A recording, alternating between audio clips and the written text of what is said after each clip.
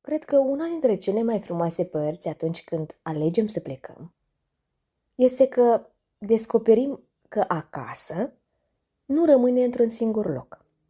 Îl luăm cu noi, în felul în care gătim, în lucrurile mici pe care le păstrăm, în poveștile pe care le spunem mai departe. Și, uneori, acasă vine spre noi, într-un bagaj plin de bunătățuri, într-o vizită așteptată, în îmbrățișări care ne amintesc de unde am pornit. Iar ultimele mele săptămâni au fost exact așa, cu drumuri multe, poate inițial obositoare, dar pline de bucurie. Mai întâi a fost fuga noastră până la București. 2 zile în care aproape că nu am stat locului.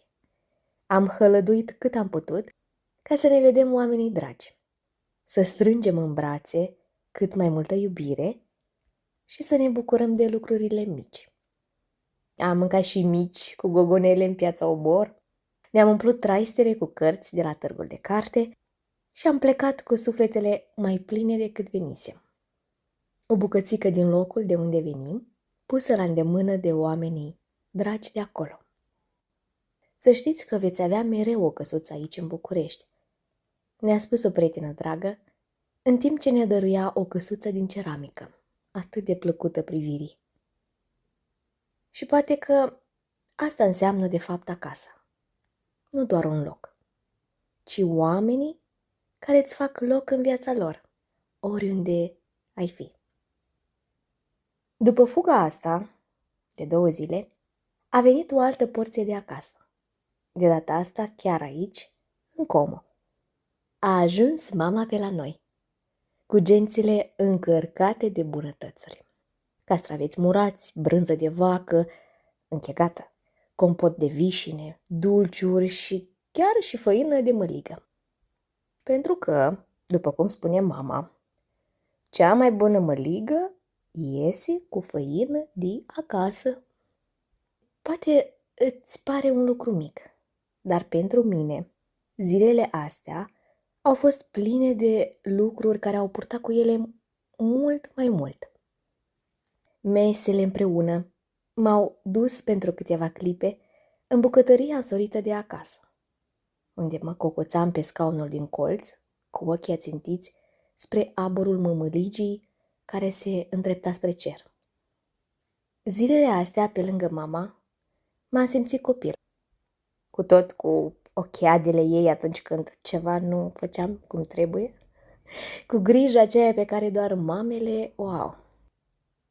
Dar zilele astea mi-au oferit și un alt cadou. Am reușit să o văd pe mama altfel. Am văzut-o și pe ea, transformându-se în copilul care încă există acolo. Copilul care vrea să se bălăcească, să descopere locuri noi, să hălăduiască pe unde pașii nu i-au mai fost. Am văzut-o râzând cu poftă, dând din picioare în apa curată a lacului, cu privirea luminată de munții înalți, verzi sau stâncoși. Și m-am gândit, de câte ori avem ocazia să ne vedem mamele copii? Și de câte ori putem să le privim altfel decât prin rolul lor de mame? Poate că în momentele astea ne amintim că oamenii de lângă noi nu sunt doar rolurile pe care le-au avut pentru noi.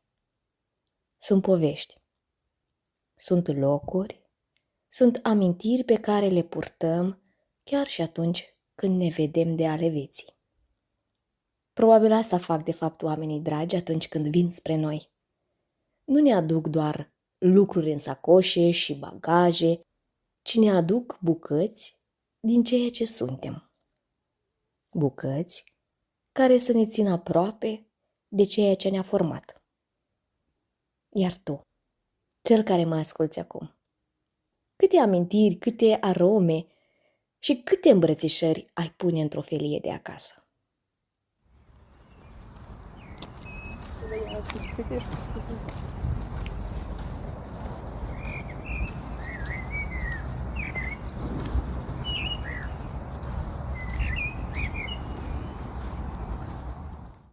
Printre rânduri e un micropodcast apărut din nevoia de a găsi un strop de alinare și, din când în când, un altul de bucurie.